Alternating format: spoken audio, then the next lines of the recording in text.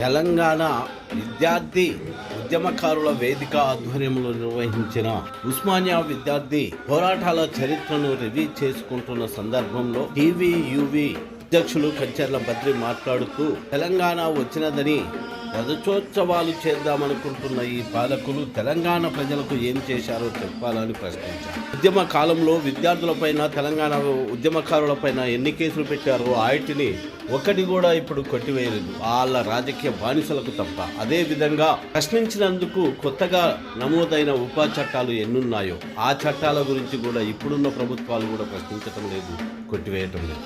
ఈ రజతోత్సవాలు ఎవరి కోసమని ప్రశ్నిస్తుంది టీవీయూవీ.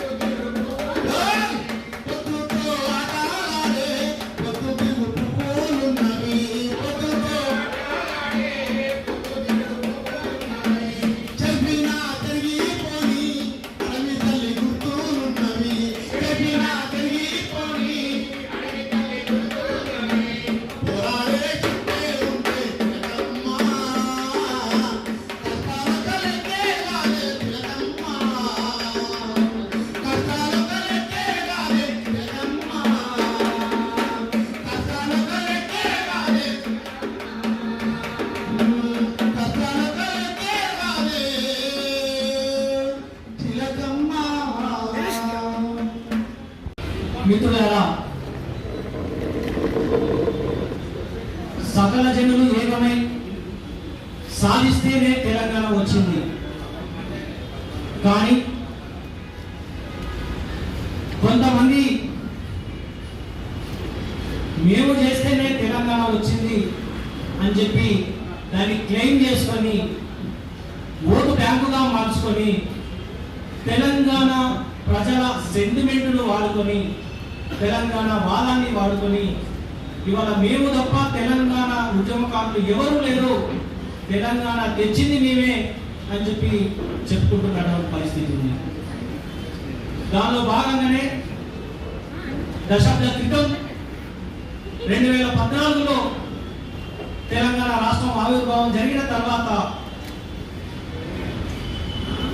అధికారంలోకి వచ్చి 10 ఏళ్ళు పరిపాలన చేసినటువంటి వాళ్ళు మేమే తెలంగాణ ఉద్యమకారులు కనుక ఇక మిగతా వాళ్ళను గుర్తించాల్సినటువంటి అవసరం లేదు, వాళ్ళెవరు ఉద్యమకారులే కాదు, అసలు వాళ్ళు పుట్టనే లేదు, తెలంగాణ సాగు నోట్లో తలకాయ పెట్టి తెచ్చినోని కాబట్టి నేను ఒక్కనే తెలంగాణ తెచ్చినా అని చెప్పేసి క్లైమ్ చేస్తున్న పరిస్థితి ఉంది. ఎవరన్నా కాలేయాలు తెచ్చింది విద్యార్థులు అంటే ప్రొఫెసర్ కోదండరామ్ గారు వేదిక మీద కూర్చున్నారు, వాళ్ళ ఇంటి తలుపులు వాళ్ళకి అరెస్ట్ చేయించినటువంటి పరిస్థితి ఉంది. గద్దరంగా నాటి వాళ్ళను ప్రగతి భవన్ గేట్ ముందర కూర్చున్న పెట్టిన పరిస్థితి ఉంది. అరే నువ్వు కాదయ్యా బాబు, నువ్వు తెలంగాణ తెచ్చినోడు ఇక్కడ, నీకు చెప్పులు చూపెడతా మరిపోయినావు, బియ్యం మార్చుగా దాని పని మీదకి రానియకపోతే రాళ్ళు ముందే ఎంతో మరిపోయినావు, నువ్వేడున్నావా? ఒక్కరోజు దీక్ష చేసి ఆగమాగం చేసి అయ్యో నా ప్రాణాలు పోతానే లేపురి అంటే నిమ్మరసం ఇచ్చి లేపిన పరిస్థితిని నువ్వెక్కడ చేసినావా ఉద్యమం అని చెప్పి అడిగినందుకు ఇవాళ ఒక ఆఫీస్కు తాళం పడ్డది. కోదండరాం సారు తలుపులు పగలగొట్టారు. మాలాంటి విద్యార్థి మిత్రులందరూ ఇక్కడ ఓఎల్ఏసి నుంచి కేయుఏసి నుంచి మరి తలకాయలు పగలగొట్టుకున్నటువంటి వాళ్ళు మండల భాస్కర్ లాంటి వాళ్ళు ఉన్నారు. ఉద్యమంలో అనేక దెబ్బలు తిన్నటువంటి వాళ్ళు ఉన్నారు. పాలమూరు యూనివర్సిటీ మిత్రులు ఇక్కడే ఉన్నారు. వాళ్ళ అనుభవాలు కూడా చెప్తారు. మరి వీళ్ళంతా ఎవరు? ఈ యూనివర్సిటీలన్నీ కదిలితే కదా తెలంగాణ ప్రజానికాన్ని కదిలిస్తే కదా తెలంగాణ వచ్చింది అని అందుకు విద్యార్థుల పాత్ర ఎక్కడిది నీవే తెచ్చినాం కదా. కాబట్టి విద్యార్థులంతా నేరస్తులే అన్నట్టు విద్యార్థుల నుంచి ఒక్క ప్రశ్న వచ్చినా వాళ్ళను అక్రమ అరెస్టులు చేసి చేతులకు కాళ్ళకు సంఖ్యలు వేశారు, అక్రమ అరెస్టులు చేశారు, కేసులు పెట్టారు, నిర్బంధించారు. ఇట్లా ఈ 10 ఏళ్ల కాలం గడిచిపోయింది. ఈ 10 ఏళ్లలో ఒక్క ఉద్యమకారుని కూడా గుర్తించలేదు. కానీ ఇవాళ రజతోత్సవాలు నిర్వహిస్తారట.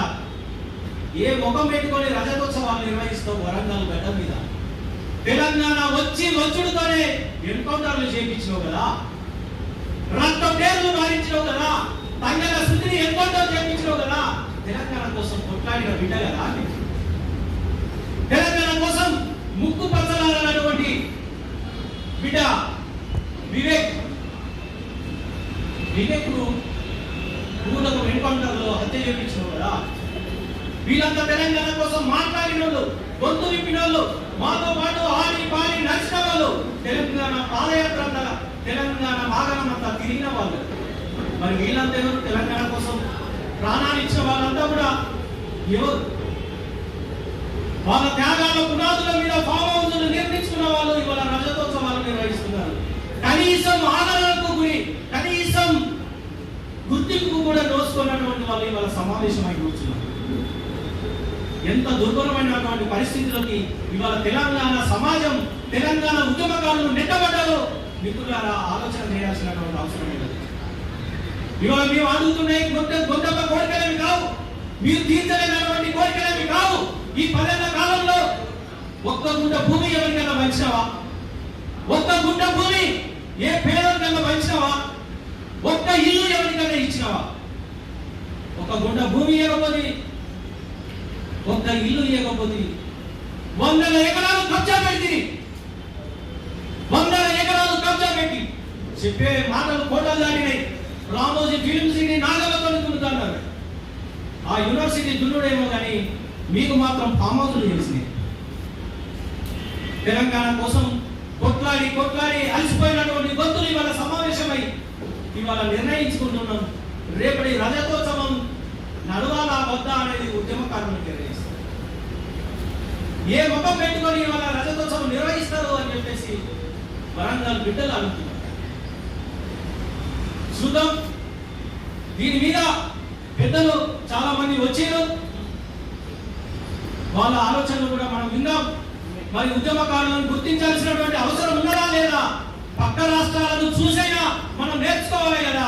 జార్ఖండ్ లో వాళ్ళ రాష్ట్రం కోసం పోరాడినటువంటి పోరాట యోధులుగా వాళ్ళను గుర్తించి వాళ్లకు అన్ని రకాల సౌకర్యాలను ఏర్పరిచి గౌరవ వేతనం ఇచ్చి వాళ్ళను చూసుకుంటున్నటువంటి పరిస్థితి ఉంది.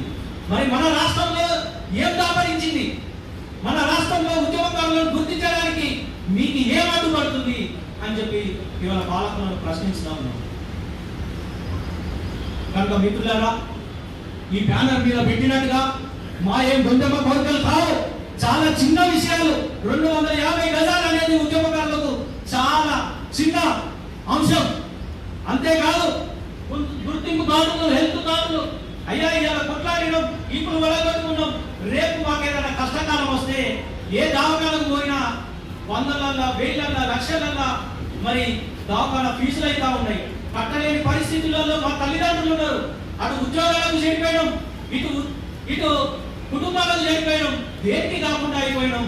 కనీసం హెల్త్ కార్డులన్నా ఇస్తే, ఏదైనా సంక్షేమ బోర్డు పెట్టి దానికి ఒక బడ్జెట్ ఇచ్చి ఏమన్నా రుణాలు, సబ్సిడీ రుణాలు ఇస్తే ఆ లోన్లు తీసుకొనైనా బతుకం అనేటువంటి పరిస్థితుల్లో ఇవాళ ఎక్కువ మంది ఉద్యమకారులు ఉన్నారు.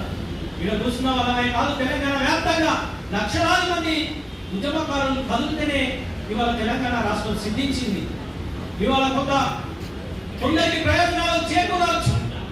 ఆ అధికార పార్టీలలో వెళ్ళిన వాళ్ళ లేకపోతే ఇంకో కొత్త దానికి అనుబంధంగా పనిచేసినటువంటి వాళ్ళకు. కానీ మెజార్టీగా 100% ఉద్యమకారులు ఇవాళ వాళ్ళ జీవితాలు అధ్వానమైనటువంటి పరిస్థితిలోకి నెట్టబడ్డాయి. కాబట్టి ఇవి వెంటనే అమలు చేయాలి. ఉద్యమకారుల యొక్క గుర్తింపును గుర్తించి వాళ్ళకు కావాల్సినటువంటి బెనిఫిట్ ఇవ్వాలి అని చెప్పేసి దాని మీద కార్యాచరణ కూడా ఈరోజు మనం తీసుకుందాం. ఈ సమావేశానికి వచ్చినటువంటి పెద్దలందరికీ కూడా ఉద్యమాలను తెలియజేస్తూ ఈ సందర్భంగా ఉస్మానియా యూనివర్సిటీ నాయకులు OUJACగా ఫామ్ అయి అనేక విద్యార్థి సంఘాలను అందులో మమేకం చేసుకొని ఎన్నో ఉద్యమాలను నిర్మించినటువంటి గడ్డ ఉస్మానియా యూనివర్సిటీ. ఆ ఉస్మానియా యూనివర్సిటీ మిత్రులు ఏఎస్గా పనిచేసినటువంటి స్టాలిన్ అన్న మాట్లాడాల్సిందిగా కోరుతాను.